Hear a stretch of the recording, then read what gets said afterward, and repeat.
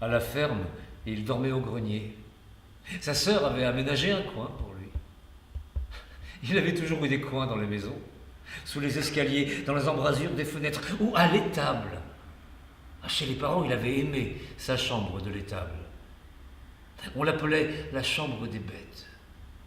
Le malheur, c'était lui. Avoir un fils comme lui, c'était ça, le malheur. Avoir un Alphonse. C'était devenu une injure dans la bouche du père. Alphonse. Un mot dur qui ne passait pas.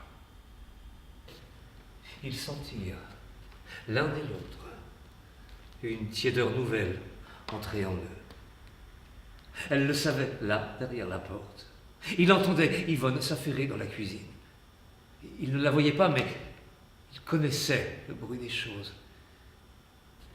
Toute la force venait d'Yvonne, de ses mains, de son corps penché, de son silence blanc. Et l'autre femme était morte, enfin. La mère, la vieille, qui avait tout tenu entre ses mains et qu'il avait fallu détester longuement en silence. Germaine se sentit vengée de tout, et aussi d'Alphonse.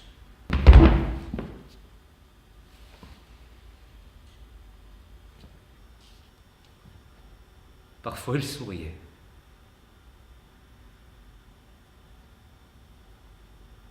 Il, lui, souriait.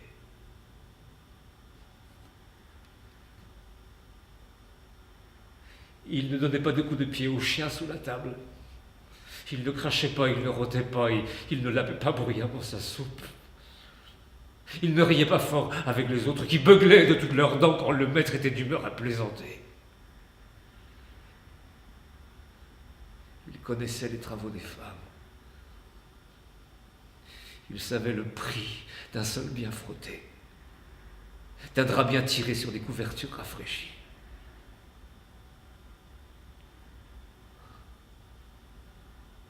Il respectait. Germaine avait un corps de femme sous sa blouse de nylon. Oui, Germaine, certainement. Et aussi les filles qui sortaient de la messe le dimanche en gloussant par grappes moqueuses. Toutes celles-là étaient promises aux pieux rouges de l'homme. Elle l'appelait. Mais pas Yvonne. Elle avait trop de blancheur. Elle respirait à peine.